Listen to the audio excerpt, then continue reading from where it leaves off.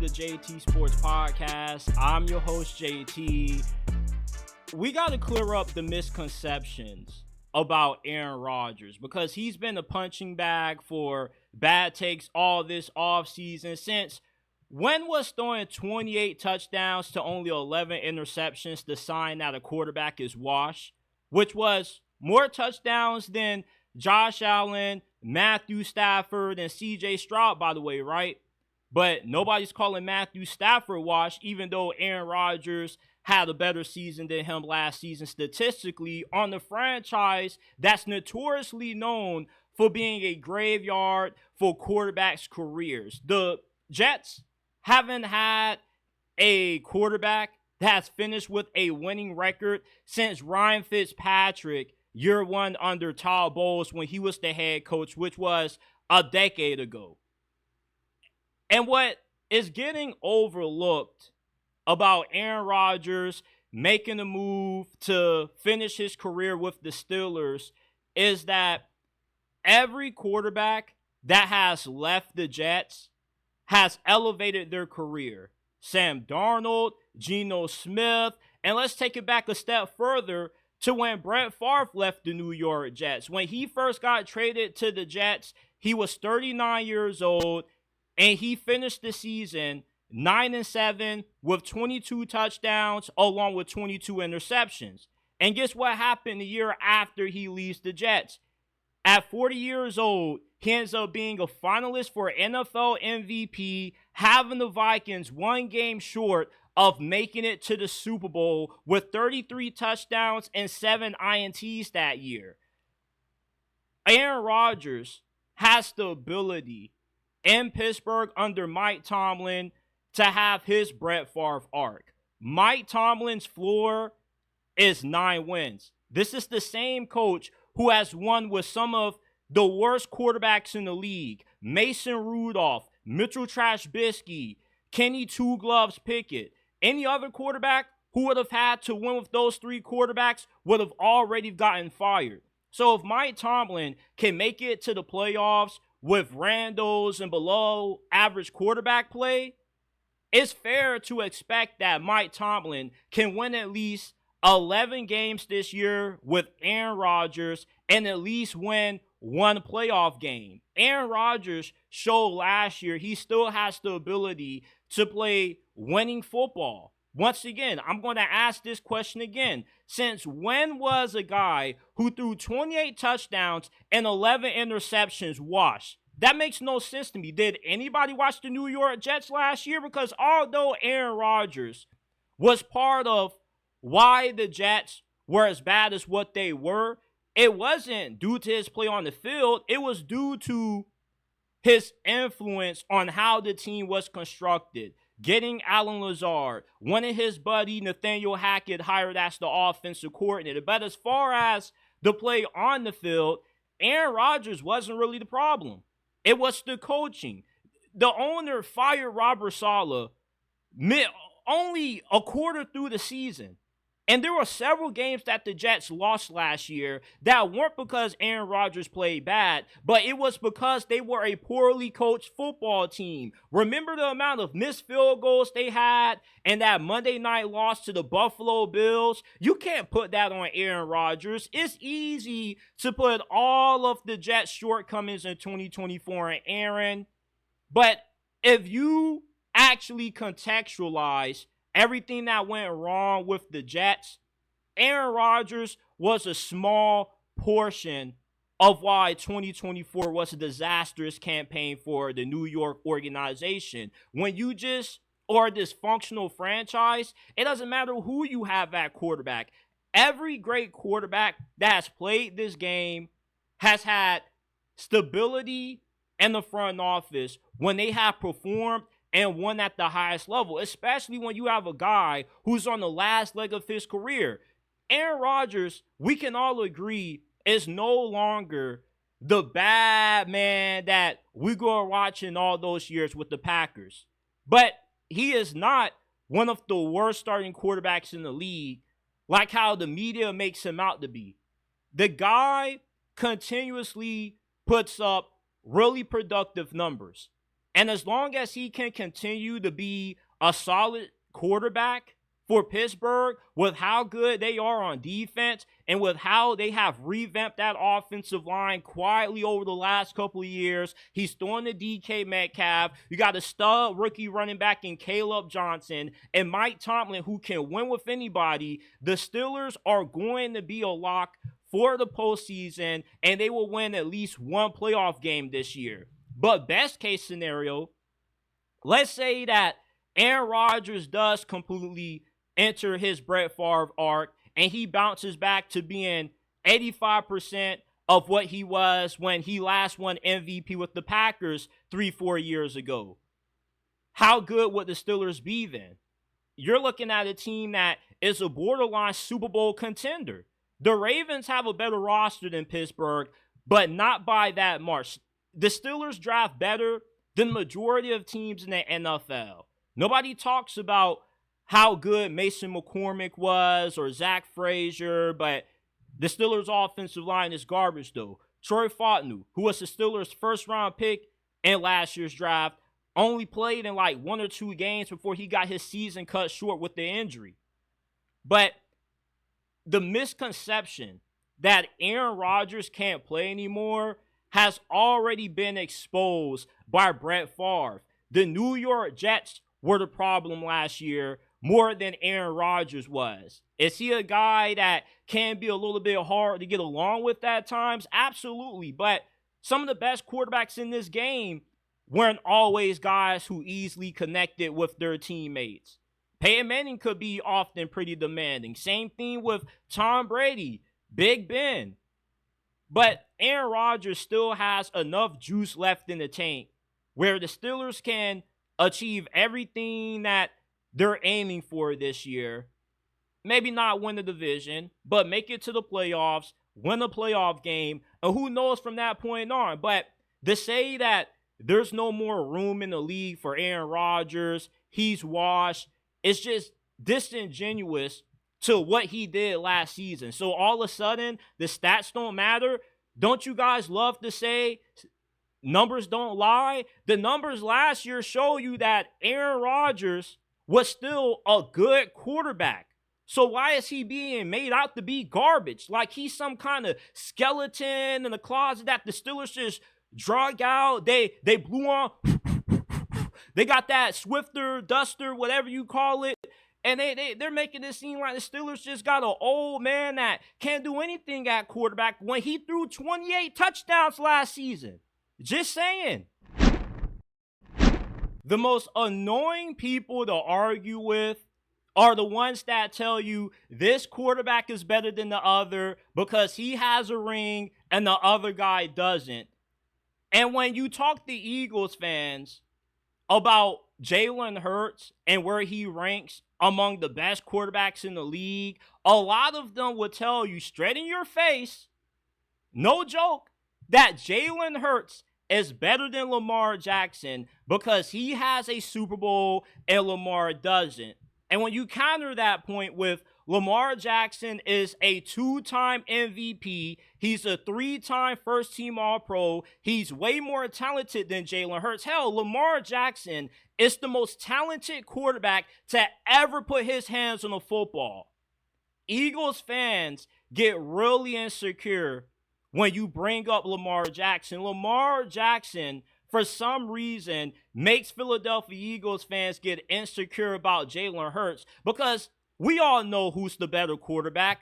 Being the more accomplished doesn't make you better. If Lamar Jackson played in the NFC, he would have already had a Super Bowl by now. Lamar owns the NFC. He is 24-2 as a starter against that conference. That conference is Disneyland. There are not a lot of elite quarterbacks in the NFC. Outside of Matthew Stafford and Jaden Daniels, who else is on the same level as guys like Mahomes, Josh Allen, Joe Burrow, Lamar Jackson? The AFC is where gods play quarterback.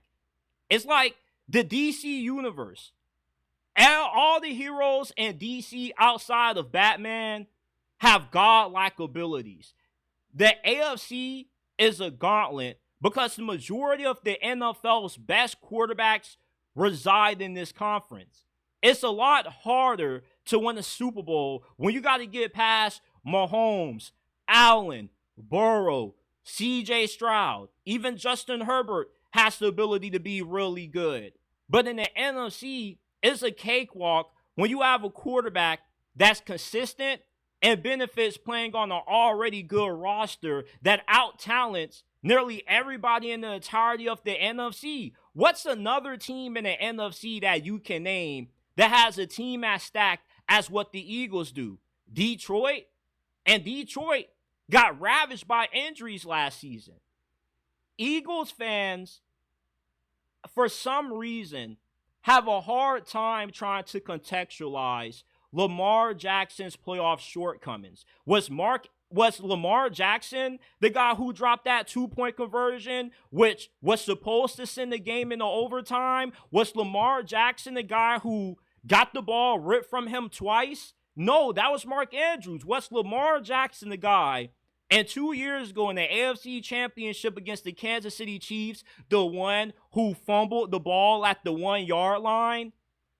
Lamar gets all of the blame for the Ravens' playoff shortcomings when the last time I checked, football wasn't 1-11, it was 11-11. To win, your whole entire team has to perform well.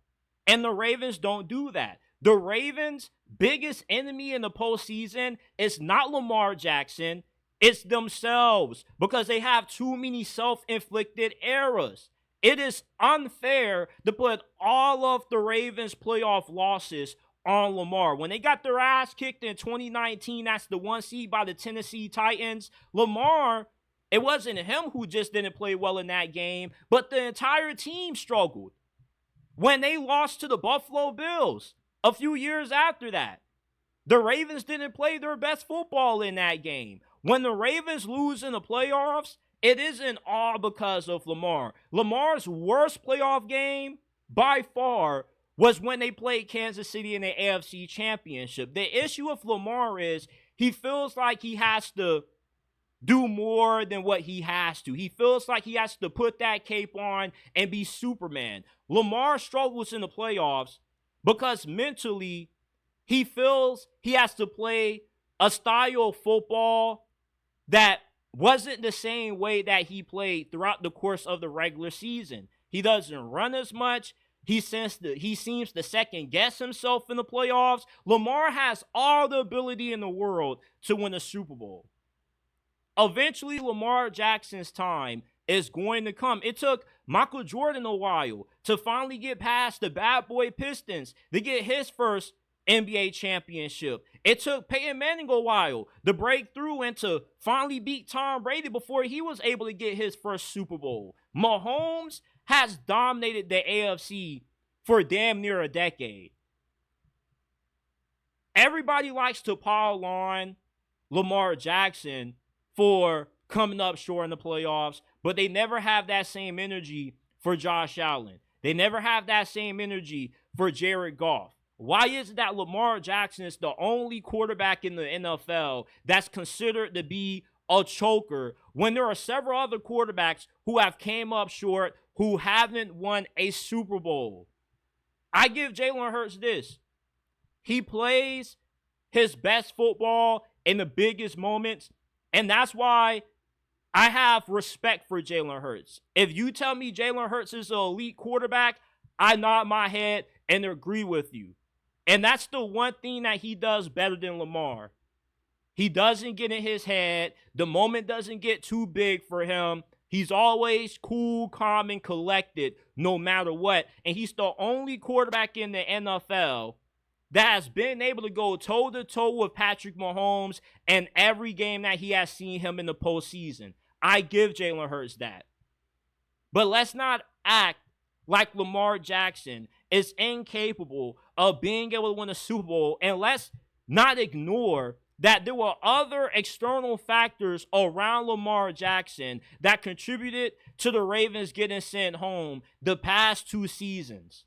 Lamar Jackson is the only reason that John Harbaugh still has a job and nobody talks about it. Before Lamar took over for Joe Flacco in his rookie season, John Harbaugh was on the hot seat. He was about to get fired at the end of that season until Lamar Jackson came in, turned the season around, and saved John Harbaugh's career. The media never talks about that. They forget that happened, though, and then they want to use his first playoff game against them, when most quarterbacks that are rookies don't win a lot in the postseason. Outside of Jaden Daniels, he has gone further than any other rookie quarterback has gone in the postseason. There are just so many factors that goes into winning the Super Bowl that far exceeds just how well a quarterback plays. And that's what often gets ignored with how Lamar Jackson is judged by everybody in the media, from Eagles fans to guys on ESPN and Fox Sports. They make it as if Lamar Jackson plays quarterback, he throws the football to himself, he catches the ball, he's playing punt, pass, he plays defense also, when there are other factors that go into the Ravens' shortcomings consistently come playoff time.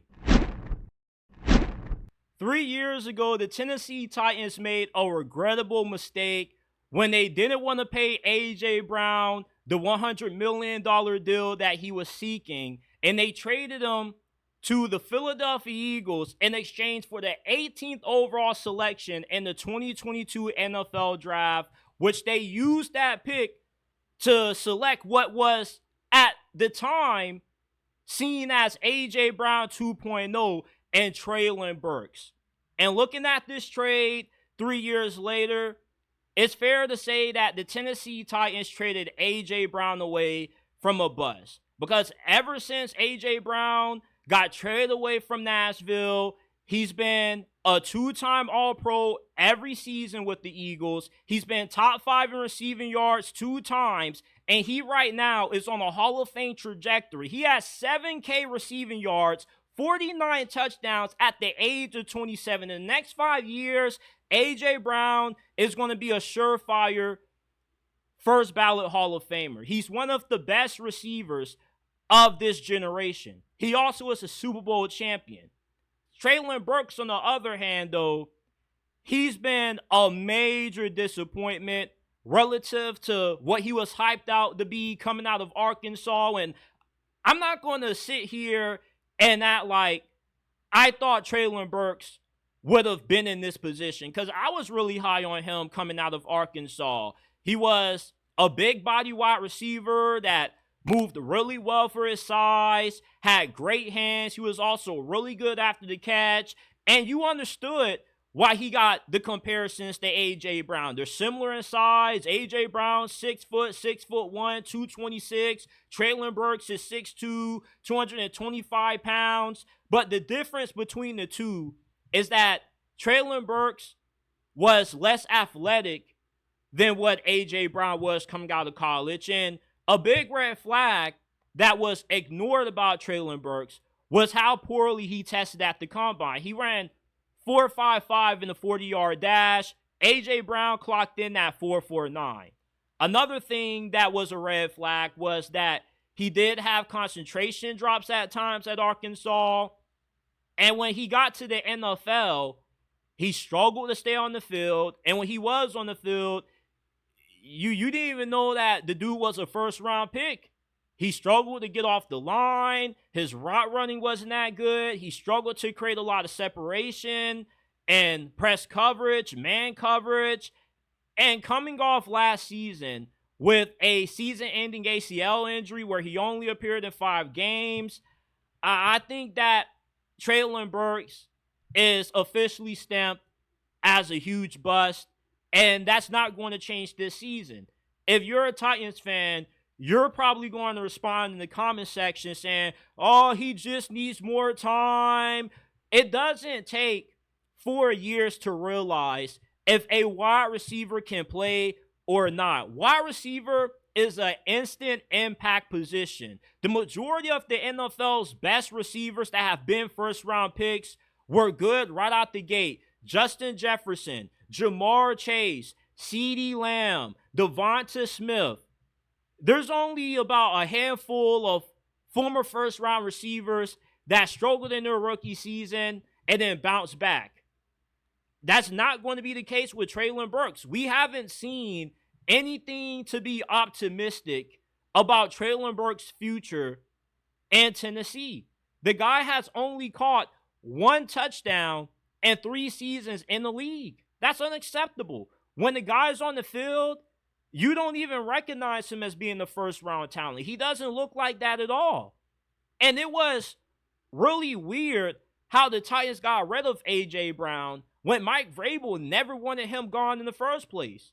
John Robinson, who was their general manager at the time, felt it wasn't a smart business move to get him a 4-year deal worth $100 million. And where's John Robinson now? Unemployed. That was one of the first moves that led to the downfall of the Tennessee Titans under Mike Vrabel. And what's funny is they felt like A.J. Brown wasn't worth $100 million, but yet 2 years later, they paid Calvin Ridley over $90 million when Calvin Ridley was way older than A.J. Brown. A.J. Brown at the time was 24, 25, about to reach his prime, and Calvin Ridley, he's 30-something years old. I didn't even know Calvin Ridley was this old until I was looking up his age. Yeah, he's in his 30s. Time flies by really fast. The Titans, if they had the ability to go back in time and redo that A.J. Brown trade, they definitely would have never traded him. Imagine if Cam Ward was throwing to a prime A.J. Brown right now, along with Calvin Ridley. You would be looking at the Titans as a surefire playoff team. There were just so many missteps that the Titans made after they went to the AFC Championship, when they had that Cinderella run in 2019 that's put them in this position. And one of the biggest dominoes since that time was getting rid of A.J. Brown. I just never truly understood it. I understand that wide receiver is a position where you can find a bunch of high-level guys in the later rounds. It is easily replaceable. But players like A.J. Brown that are on the Hall of Fame trajectory, they don't grow on trees. And that's what makes Howie Roseman the best general manager of this generation. He's able to recognize value when other teams don't see the value in said players. He did it with A.J. Brown 3 years ago. He did it last year with Zach Bond, Saquon Barkley. The Titans, it just was a huge mistake trading away A.J. Brown for essentially Treylon Burks, and he just hasn't panned out. And I'm not going to completely fault Tennessee for drafting Treylon Burks, because if I was John Robinson in that position, if I had to find an A.J. Brown replacement, if I couldn't afford to pay him, I would have took Treylon Burks too.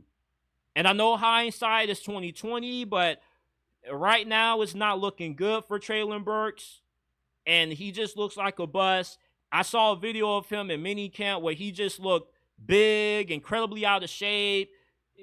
I attribute some of that to him missing all of last year with an ACL injury. It does take a little bit of time to shake back from an injury that severe. And by the time we get to training camp, he should be in much better football shape. But there's just nothing to look at Treylon Burks' career right now that can give you just any small signs of hope that he's going to pan out and live up to the expectations of a first-round caliber wide receiver. Right now, he looks a lot like Jalen Reagor. Jalen Reagor is a prime example of how it doesn't take too long to realize that a guy can't play. And, you know, out of everybody that went the first round in that 2020 NFL draft that was popping off out the gate, even Jerry Jeudy had more flashes than what we've seen out of Treylon Burks and Jalen Reagor up to this point. So I think at this point, you got to just look at Treylon Burks as a lost cause. And the A.J. Brown trade was a huge mistake by the Titans that is still haunting them to this day. John Madden not only is one of the greatest coaches in NFL history, but he's one of the most beloved and recognizable faces that this league has ever had, which is why I can't believe that the NFL continues to allow EA Sports to mock John Madden's legacy, being the only company allowed with the exclusive NFL rights to publish simulation football games. And what irritates me the most is the large community out there that relentlessly defends how bad this game continues to be year after year after year. Because decades ago, when EA executives first went to John Madden to seek his permission to use his likeness to sell this game, they promised him that this would be a sophisticated football simulation. John Madden's vision for what he wanted this game to be was a way to teach people the game of football and to participate in it at a sophisticated level. And this game, over the last decade, has been a far cry from what EA Sports promised John Madden it would be. And if John Madden was alive right now, I promise you that he would be disgusted at what this game using his name is at the moment. Because this is not a simulation football game. And I get it that not every game is perfect. Every game has its flaws. And it's impossible to make a video game that completely replicates the NFL experience, what you watch on Sundays. But EA Sports doesn't even try to come close to making a simulation football game. The zone coverage logic has been broken for years. The blocking logic has been broken since 2012. But the defenders of this game who say, you gotta stop hating so much. You gotta give the EA developers some credit. The burning features in the game that were available in Madden 07 and Madden 08. Yeah, they got cheerleaders back in the game, people. Mascots are in the game, even though they were in Madden 12. Now, I don't know what happened to them after Madden 12. The refs are gone. Oh, you don't have to coin flip anymore. If John Madden was to come back from the dead and his younger self and play this game, you know what he would ask himself? What the fuck did I agree to put my name on? Because this is not a simulation football game. It's animation driven. It's not physics based. The animations, when you got guys morphing into each other, you got all kinds of weird catches being made. When a wide receiver has like 20 yards of separation on a defensive back, the dude still just chooses to randomly jump and catch the ball. And what's funny is that EA Sports uses a game engine for Madden that was never intended for football games. The Frostbite engine was made for first-person shooter games. At one point, EA Sports used to use the Ignite engine, which gave you physics-based tackling. And then they got away from that. I can't really tell you the reason why. They went to the Frostbite, and this game has gone downhill ever since. They prioritize Madden Ultimate Team and microtransactions above all else. They don't really care about franchise mode. They don't care about the career mode also. That's bare bones. They got all of these weird, useless cutscenes. Madden is a joke. And for this game to have John Madden's name on it is an absolute disgrace. And it's disgusting that the NFL continues to allow EA Sports that have the right to put these games out with how bad they've been critically received. Madden's Metacritic score and reviews have been low for years. This game is not good. The amount of effort that these developers put into this game, I'm not going to try to downplay it. I'm pretty sure these guys tried their best. But the issue is that there are so many problems with Madden that you can't fix it and one developmental cycle. And that's the issue. This game is an annual release. How many bugs, how many glitches, how many problems can you truly fix within one developmental cycle? And I don't even know if these devs really get a full development cycle to fix this game, because for the majority of the NFL season, you got to take time to patch up bugs, produce new content, and make updates to the game. So you probably only have about maybe 5 or 4 months to truly add new features to this game. And why is it that EA sees the amount of negative criticism that they get, and yet they just do bare bones to address it? When Fixed Madden franchise was trending, they still didn't really truly overhaul franchise and make it better. Yeah, they're adding different tweaks to it here and there, but when you compare Madden to 2K, which 2K has its fair share of criticisms also, 2K better replicates the NBA than how Madden replicates the NFL. At least my association is way more deeper than what Madden franchise is. At least my career in 2K is miles ahead of anything that Madden has put out. Do you guys remember Long Shot? What an absolute joke. What an absolute joke that in Madden 08, Madden 09, Madden 10, you could play as any position that you wanted to. Offensive tackle, guard, center, running back. You could even make a freaking kicker or a punter if you wanted to. But in Madden, you're regulated to only picking from a handful of positions. This is not a simulation football game. One of the biggest lies being told in this world is that Madden is a simulation game. Just because it says simulation on the title doesn't actually mean that it is.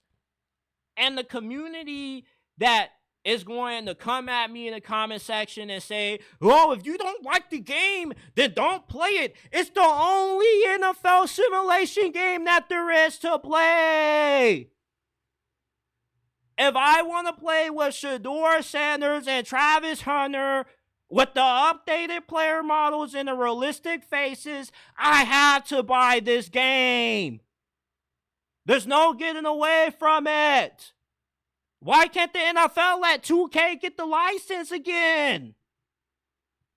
I'm just disgusted how John Madden's legacy is attached to the atrocity that this game is. Because this is not a sophisticated football simulation like they promised them it would be. This is not a way for people to learn football. You want to know what's funny?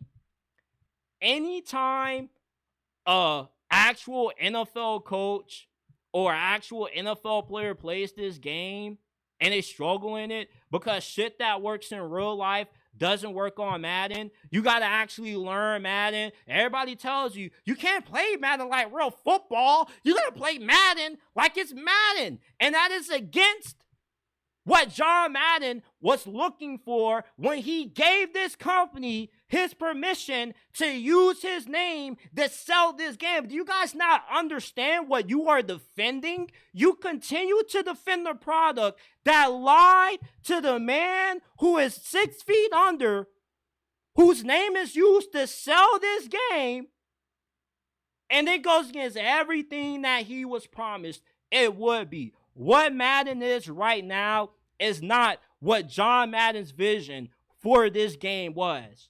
And it's disgusting that the NFL still continues to allow this awful company to mock John Madden's legacy. And it pisses me off. Don't know about you, but for a company that is worth around $36 billion, I expect more than what the fuck we continue to get out of Madden. This company is not worthy of being able to sell a game with John Madden's name on it. Every year around this time, I come on here and I reveal to you guys who my dark horse Super Bowl contender is heading into the season. Last season, it was the Houston Texans. And this year, my dark horse Super Bowl contender is once again the Houston Texans.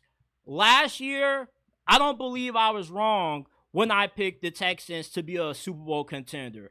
I was just early because the offensive line was nowhere as good as what it needed to be to compete for Lombardi. CJ Stroud took somewhat of a step back, even though it wasn't really all his fault. Bobby Slowick was just a completely awful offensive coordinator. And the Texans just were good enough to make it to the playoffs, win a game, and then once they played Kansas City, they just had no shot. And going into this year, the Texans are better equipped to compete for a Super Bowl than what they have been their first couple of years under the Miko Ryans. They have a revamped offensive line, which you don't need this offensive line to be great. We've seen Joe Burrow take the Cincinnati Bengals to the Super Bowl with a bunch of backup offensive linemen. CJ Stroud is good enough to overcome inept offensive line play as long as it isn't as bad as what we saw it look last year. All this offensive line needs to be is decent. And if the Texans get that, this is definitely a Super Bowl contender. Look at how good CJ Stroud has been in spite of the offensive line issues that he has had to overcome. The wide receiver position had a bunch of injuries last year. Nico Collins missed time. Tank Dell had his season cut short because Bobby Slowick thought it was smart to call a play when you had two receivers running in the same area, and the dude ended up getting Tank Dell's leg snapped in half. Now that you have a new OC and you have an improved crop of wide receivers, CJ Stroud is going to have a better year throwing the football than what he did last season. You still got Joe Mixon. You bring in Nick Chubb. We'll see how he'll look, even though he's a far cry of what he was in his prime. Let's see if the Texans can get some juice out of him. But what has me so excited about the Texans' Super Bowl chances this year is how downright disgusting this defense is going to be. They have the second best secondary in the NFL behind the Baltimore Ravens. You bring in C.J. Gardner-Johnson, who's an absolute dog. You got Jalen Petrie coming back fully healthy. Oh, my God. If you call yourself a football fan, you should know about Jalen Petrie. This dude is an absolute superstar. He's one of the better slot star defensive backs in the league. He's decent in coverage. He's really good against the run. And the dude is an absolute hammer when it comes to laying that lumber down on anybody that's in his proximity. When he goes to lay a tackle on you, he's trying to take your fucking head off your shoulders. You got Kamari Lassiter, Kalen Bullock, who both had really phenomenal rookie seasons last year. This is an absolute downright scary secondary. And let's not forget about Derek Stingley, who has taken over the title as the best cornerback in the league. I get it that Patrick Tan won Defensive Player of the Year last year, but he's no Derek Stingley. Derek Stingley is absolutely the number one corner in the league right now until proven otherwise.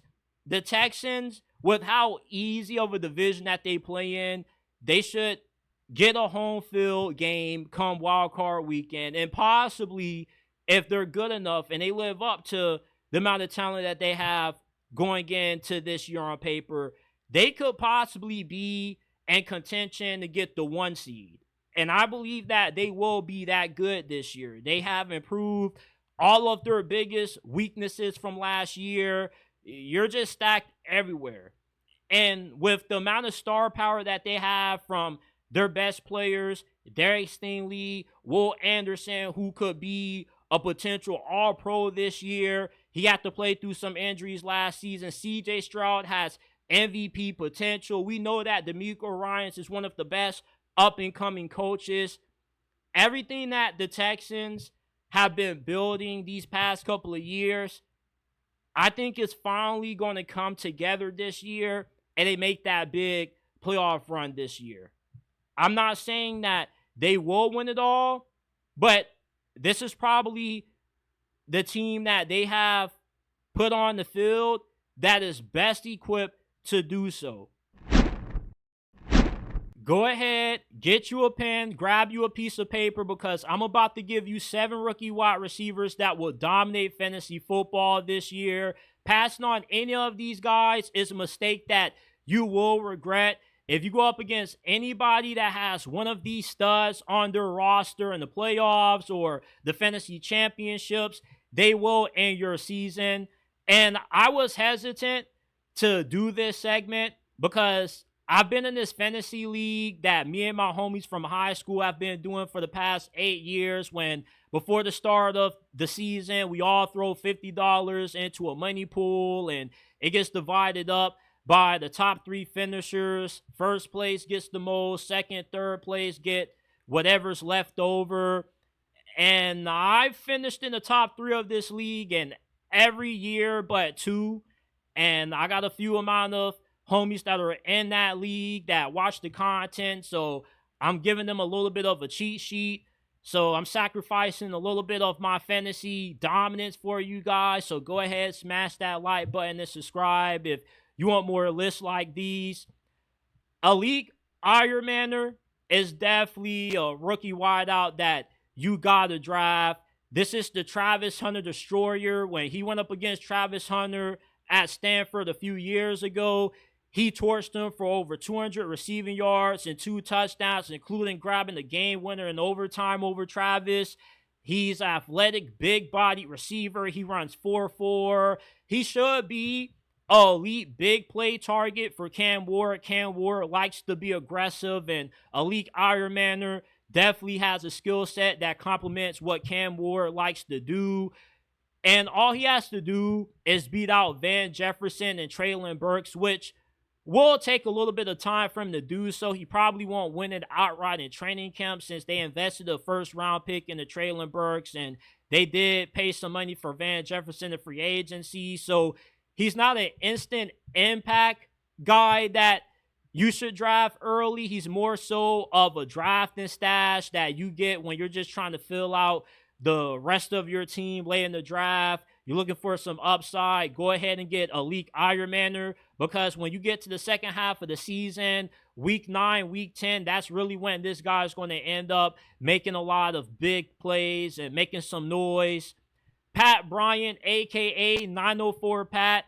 I'm a little bit biased when it comes to Pat Bryant because he is from the 904. I always support my 904 brethren, but he was incredibly underrated coming out of this past draft. 3rd-round pick out of Illinois. He's the kind of receiver that Sean Payton loves. He's big, but he's a very fluid route runner. He gets off the line with ease as well. And I can see him beating out Marvin Mims and Devon Vele as soon as training camp kicks off. This is an instant impact rookie wideout that you can get for pretty much free because nobody really is going to know about him. They're not really going to be even thinking about drafting him late. So if you can get him, you get somebody that you can instantly start as either your flex or your wide receiver 2, depending on how deep your league is. Jimmy Horn Jr. was a 3rd rounder out of Colorado, and he's ready right now. This is Tank Dell 2.0. He has a similar build to Tank Dell. He's 5'8", 5'9", 165 pounds, but he's a little bit more built and sturdy than what Tank Dell was. And it will take him a little bit of time to beat out Adam Thielen, but he's 35 years old. He missed 7 games with injuries last year, and he should slow down a good bit this year. And eventually, Jimmy Horn Jr. will start over him. This is like with Elite Ironmaner, a draft and stash. He won't have an instant impact for you like what Pat Bryant will, but you can pretty much get him for free late in your drafts. You just stash him until late during the second half of the season, and that's really when he'll start making a lot of noise. He's really good after the catch. He'll be a really good deep threat as well. Ted McMillan. Now, I know that having 2 receivers on the same team is a red flag when making a list like this, but T-Mac and Jimmy Horn Jr. have skill sets that complement each other. Jimmy Horn is going to be the go-to slot guy for Bryce when he ends up getting his name called, and Chet McMillan is just going to be the safety blanket that Bryce Young looks for when he's out of time, the defensive line is collapsing in on him, and he just has to say fucking and throw the football. He's going to say F it. Chet McMillan is somewhere downfield. This dude is a Polynesian monster. Not only is he good at extending drives, being a good option in third down situations, but he also is somebody who Bryce Young can throw the football to, and he can just go up and go get it. He can moss anybody, just a freak athlete. And what's even scarier is that I don't really think we truly saw how good he was last year at Arizona, because there were times when it looked like he wasn't going all out. He has a good awareness of knowing where to go and zone coverage.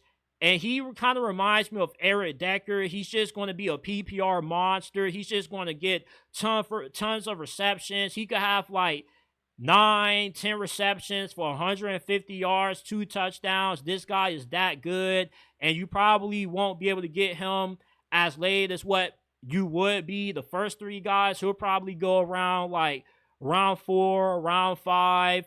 And normally receivers that get drafted in the first round, especially in the top 10, produce at a very high level in fantasy. So definitely go ahead and get you Chet McMillan. Travis Hunter, it's been discussed how much of offense he's going to play and how much of defense is going to take away from that. But he will primarily play offense due to the Jaguars' new head coach, Liam Cohen, being an offensive-minded coach. He was the Buccaneers OC last year, so he definitely is going to want to utilize Travis Hunter more in the offense. They're going to try to find a way to get him involved in particular packages on defense, but with him being the complementary piece to Brian Thomas Jr., while BTJ is getting all of the looks, that's going to give Travis Hunter more opportunities to get a lot of targets thrown from Trevor Lawrence. He also is more dynamic than what Brian Thomas Jr. is after the catch, really shifty. He's really wiggly as well. He's just one of those dudes that when you think you got him down, he just spins out of a tackle and he's going for an extra 30, 40 yards. And the Jaguars are definitely going to feature him on offense. They're going to find a way to get him manufactured 8-9 touches a game when he's in on offense. So Travis Hunter is definitely a safe bet. He'll probably go lower than what T-Mac will, but he'll probably be around the same draft range, rounds 4 or 5. Jack Beck is the biggest sleeper in fantasy football this year when it comes to rookies. Literally nobody is talking about this guy when he has the exact skill set to Ladd McConkey. Literally, they both have a lot of suddenness when they come off the line. They are incredibly hard to press.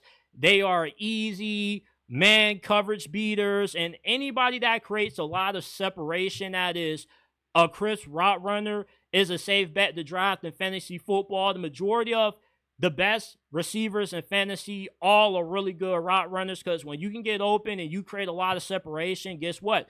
You're going to be open, and the quarterback's going to throw the football to you. And Jack Beck, with him not really having too many people to fight with targets with outside of Brock Bowers and Jacoby Myers, he is going to be a really productive receiver as a rookie. This is an instant impact pickup that you can get around probably round 9, round 10 in the draft, because if you don't draft your teams early like I do just because I'm bored, and you wait until the start of the season when he starts going off in training camp in the preseason, there's going to be more hype building up around his name, and that's going to start making his ADP rise up a lot more. So you want to draft this guy now if you are making your team, because if you wait too late, then his value will go up and you won't be able to get him for pretty much nothing.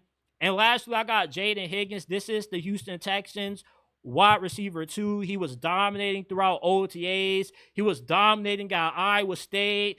He's just one of those guys that CJ Stroud just throws the football to him. He just goes and he grabs it. This dude is a absolute freak. 6'4", 214 pounds. He ran like 4.4, elite ball skills. He can moss anybody. It doesn't matter who the hell you are. You could be Jair, Jalen Ramsey, Patrick Surtain. It doesn't matter. When CJ Stroud throws that ball to Jaden Higgins, he's grabbing that thing. Again, you want to go grab this dude early too, even though I think his ADP probably is around like round 9, round 10. But like with Jack Beck, if you wait too long to draft your team, the hype train is going to build up for this dude, and eventually you're going to have to end up investing a higher pick into him than what you would. But he's an instant impact pickup for anybody in fantasy. He already has Nico Collins, who has like a similar physique to him, but Nico is going to be the dude doing the dirty work, while Jaden Higgins does work over top, being that big play target for CJ Stroud. These are the 7 rookie wide receivers that you must draft to dominate in fantasy football this year. Passing on any of these guys, you will greatly regret it come the end of this season.